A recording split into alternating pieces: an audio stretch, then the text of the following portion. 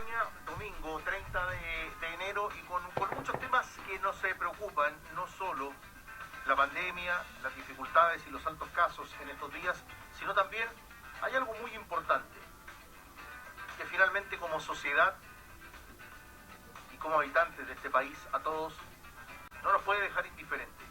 Recientemente la CEPAL dio a conocer que en Chile la tasa de pobreza subió al 14,2% en 2020, principalmente por efecto de la pandemia. Con todo, es la segunda menor de la región después de Uruguay, que alcanza un 5%.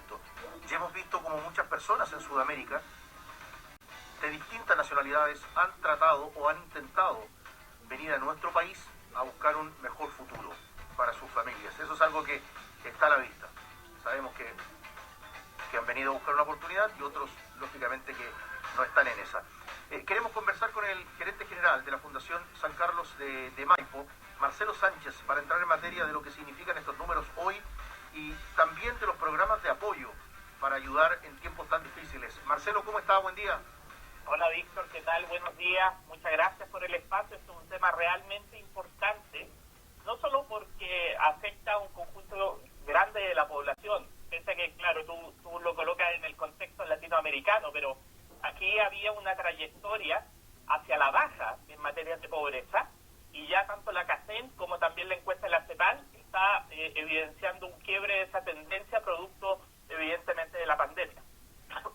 Cuando uno circula diariamente en este sector de acá de Providencia, los estudios de la radio están ubicados en la comuna de Providencia, y si uno va a la zona centro de Santiago o se desplaza hacia el norte de la región metropolitana, va a ver cómo, Marcelo, en el sector del río Mapocho, cada día encontramos más gente viviendo en la calle. Y uno mira que ese panorama de las personas en situación de calle, que en alguna oportunidad uno puede decir, Marcelo, y a lo mejor tú tienes una cantidad de estudios que van a graficar lo que ha venido siendo una tendencia al alza en el último tiempo, uno veía una persona, o dos personas, o hasta tres personas viviendo en la calle, en situación de pobreza, y en situación muy delicada, pero una en el tiempo, y vemos cómo cada día, Marcelo, esto se va acumulando y va aumentando en esta situación de pobreza. Sí, efectivamente, la pandemia ha develado una capa de vulnerabilidad social muy fuerte, y eso ha hecho crecer la cantidad de gente que ha estado en situación de calle, quizás de manera más temporal que permanente, como había sido en otros años, donde era más estructural. Nosotros estimamos cerca de 11.000 personas en situación de calle antes de la pandemia, y evidentemente se espera que el crecimiento, por lo menos de este colchón de mayor vulnerabilidad que ha sido afectado en la línea de flotación, porque muchos de ellos tuvieron que abandonar la casa que arrendaban, muchos de ellos no pudieron seguir pagando los dividendos, muchos de ellos son inmigrantes que llegaron y que finalmente no encontraron las oportunidades que creían que iban a encontrar. Entonces te vas armando un panorama que puede llevar a crecer entre un 20 o un 30% las personas que están hoy día en situación de calle. Eso sin considerar, como te digo, la dinámica estructural de la situación de calle. Hay un porcentaje que se va moviendo según se mueven los ciclos económicos. Y este tema del aumento de la pobreza tiene impacto en distintos niveles. Uno de los impactos más relevantes va a ser lo que significa el trabajo infantil.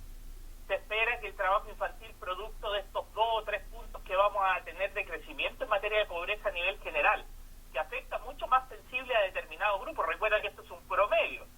Y de alguna forma hay grupos que tienen una condición de extrema pobreza que son mucho más delicados, mucho más complejos de poder apoyarlos de manera integral y focalizada de manera inmediata, como son, por ejemplo, los niños que están en situación de extrema pobreza.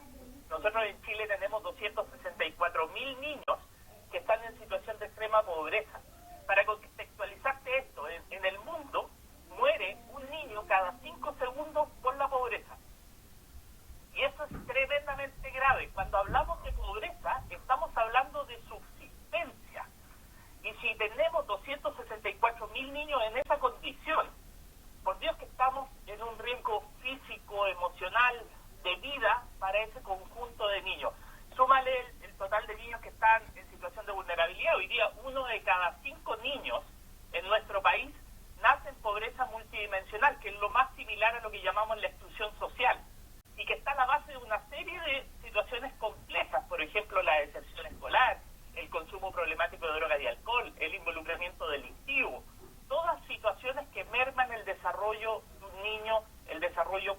educativo de la infancia. Cuando hablamos de esta pobreza también hablamos de las mujeres que han tenido que dejar de trabajar por cuidar. Muchas de ellas también son niñas. Un gran porcentaje, entre 5 y 17 años, más del 80% desarrolla labores de cuidado. Y por lo tanto, muchas niñas empiezan a desertar del colegio, muchas mujeres empiezan a no poder ir a trabajar, porque finalmente tienen que estar cuidando, y en ese cuidado finalmente va generando un daño para el desarrollo emocional, personal y también laboral, lo que perpetúa la condición de pobreza. Y si uno mira alrededor de todo Chile, va viendo que también hay diferencias significativas. Si en el conjunto de la población 1 de cada 5 niños estaba en pobreza multidimensional, en la Araucanía es 1 de cada 3. Es decir, hay diferencias territoriales. El Estado no llega de manera equitativa a todos los lugares donde un niño necesita para poder subsistir. Y por eso se requieren políticas públicas focalizadas, programas que lleguen a los territorios, que sean oportunos, junto con un conjunto de políticas universales que hagan un piso de protección social. Yo creo que ese es el desafío que tenemos para adelante, Víctor, el contar con programas que cuenten con evidencia, el fortalecer el Chile Crece Contigo, que ha sido una política de Estado durante mucho tiempo, ampliar en los segmentos etarios, pero hacerlo con programas que atiendan desde la primera infancia con evidencia, con resultados. No cualquier programa, no cualquier oferta, porque finalmente lo que nos estamos jugando acá es precisamente la capacidad y el máximo potencial que tienen los niños para salir adelante frente a una situación adversa como los desequilibrios económicos que generan la situación de la pobreza. Porque además, Marcelo, nosotros dialogamos a esta hora en ADN con Marcelo Sánchez, gerente general de la Fundación San Carlos de Maipo. Es brutal lo que tú describes y cuentas, y que lamentablemente es la realidad, porque no pasa inadvertida esa frase que tú marcas cuando la pobreza en nuestro país alcanza a 1 de cada 5 niños, y en la Araucanía a 1 de cada 3. Y qué derrota más grande para un país y para el Estado cuando finalmente los niños crecen en la pobreza y con la falta de educación. Y cuando los niños finalmente crecen con esa falta de educación y con ese montón de carencias, algunas básicas, es finalmente el resultado de cosas que después, lógicamente, con el pasar de los años, no son positivas. Hay otros que, lógicamente, le doblan la mano a su destino. Cuéntanos además, Marcelo, porque ustedes están encaminados a seguir en esta búsqueda y apoyar con programas de apoyo a la crianza. Sí, mira, Víctor, acá lo importante es entender que uno tiene que trabajar en una agenda larga de prevención social. Cuando nos preguntamos hoy día por qué hay niños y tantos niños que se involucran en portonazos, en encerronas, por qué hay niños que son zombies, que llevan droga de un lugar a otro y que tienen 11 años, que se inician tempranamente en el delito porque hay un gallo que es la mano en el territorio, que le provee de ropa, de zapatillas, de algunas luquitas para llevar a la casa, etcétera. Y nos preguntamos nosotros y ponemos todo el peso y toda nuestra mirada en contra de ese niño, y no somos capaces de mirar antes, de llegar antes que eso suceda, de cómo estamos mirando esos factores de riesgo, cómo estamos preocupándonos de que ese niño no esté en un ambiente de exclusión social, cómo estamos preocupándonos de que ese niño no deserte del colegio, cómo nos preocupamos de que ese niño acceda a un tratamiento de drogas si es que no lo hace, si es que ya han comenzado con la droga, y evite llegar a consumir drogas. Y por eso existen los programas preventivos. La prevención hoy día en nuestro país es el hermano pobre de las políticas públicas. Menos de 1 de cada 10 pesos se invierte en prevención y en reinserción. Es decir, vamos siempre mirando llegar tarde, no estamos llegando antes. Y eso significa que uno lo que tiene que hacer es distribuir una oferta local sólida con elementos preventivos. Nosotros, por ejemplo, trabajamos con PMTO, el Oregon Learning Center Institute en Estados Unidos. Desarrolló un programa hace más de 20 años que ha mostrado evidencia en el largo plazo de fortalecer las habilidades parentales, de mejorar las condiciones de los niños para evitar conductas problemáticas, como por ejemplo las que te mencionaba, la violencia, la deserción escolar, las conductas sexuales de riesgo, etcétera. Pero fundamentalmente también se ha visto que esas familias, al correr de los años, despliegan mejores recursos que les permiten acceder a mejores oportunidades laborales y van mejorando también sus condiciones de ingreso. Es decir, trabajar apoyo a la crianza va a redundar también en el desarrollo económico de las familias. familias unidas, que disminuye el consumo de alcohol y otra droga en el caso de los niños adolescentes, disminuye la probabilidad que ellos empiecen a consumir alcohol. Y eso también evita que el niño vaya perdiendo productividad cuando sea adulto y por lo tanto se inserta mejor laboralmente. En las comunidades que se cuidan, que también es otro modelo que nosotros implementamos, más de 40 años de investigación ha demostrado que cada dólar que tú inviertes reduce $5 en uso de hospitales y en uso de cárceles. ¿Hay algo que sea más lesivo para el desarrollo de una familia que quiere salir de la pobreza que caer en un hospital o que caer en la cárcel? Evidentemente, esos programas que están pensados desde el punto de vista positivo, de fortalecer capacidades, de ayudar a la comunidad, de fortalecer la escuela, de fortalecer la familia, tienen una doble mirada porque también reducen estos costos que significan tanto para el país como para las personas y las familias el caer en la pobreza. Solamente piensa el Estado en todos los niños y las personas que están en exclusión social, que son alrededor de 240.000 hoy día, tiene un costo del Producto Interno Bruto traído a valor presente de 6,43 puntos. Por lo tanto, invertir en prevención es costo eficiente para el Estado. Es lo mejor que puede hacer hoy día y además es una decisión ética, porque tú estás evitando de que las personas que hoy día están bien caigan y estén mal. Tú estás haciendo que ellos se mantengan bien.